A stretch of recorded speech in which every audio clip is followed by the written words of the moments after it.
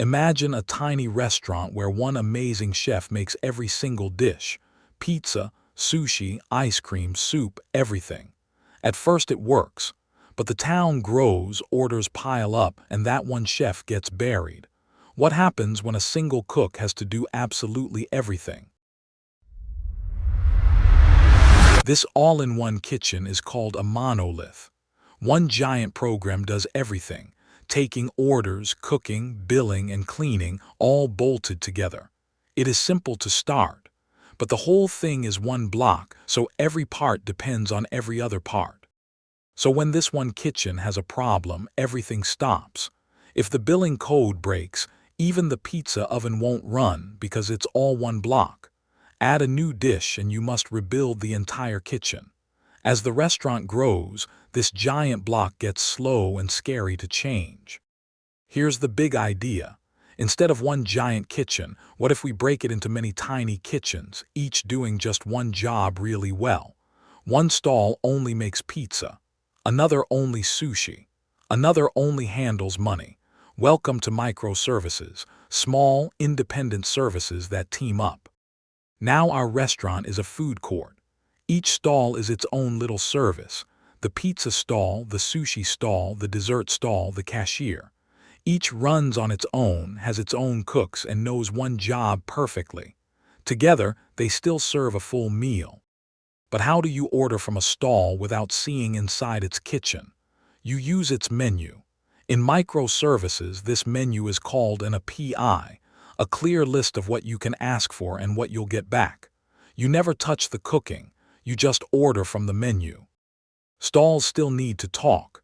When you order a combo, the pizza stall sends a quick note to the dessert stall: add ice cream. These notes travel as little messages over the network, usually using each stall's menu. They cooperate by passing requests, not by sharing one giant kitchen. Here's the magic. Want to improve the sushi recipe? You upgrade just the sushi stall while every other stall keeps serving. No closing the whole food court.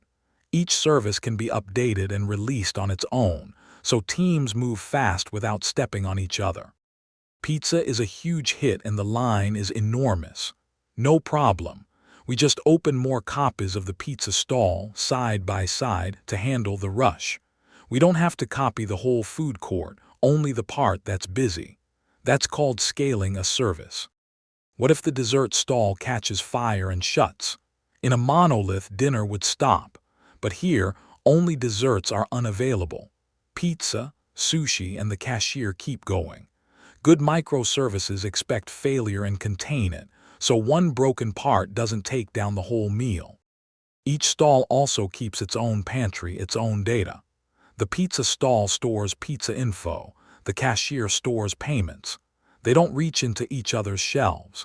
If one pantry needs reorganizing, it won't disturb the others. Owning your own data keeps each service truly independent. With so many stalls, customers need help finding the right one. So we add a front desk called a gateway. You tell it what you want, and it routes your order to the correct stall and brings the food back. One friendly entrance, many specialized kitchens behind it. Microservices aren't magic. Many stalls mean many things to manage. More menus, more messages, more pantries to watch. A food court is harder to run than one kitchen. So we choose microservices when an app grows big and busy, and keep things simple when it's small. Let's recap. A monolith is one giant kitchen. Microservices are a food court of small expert stalls. Each has its own menu or API, its own pantry, and can be fixed or scaled on its own. One stall can fail without ruining dinner. More power, but more to manage. So next time an app feels too big for one kitchen, picture a food court. Small, independent stalls, each great at one job, all serving you together. That's the heart of microservices. Now you'll spot them powering your favorite apps everywhere.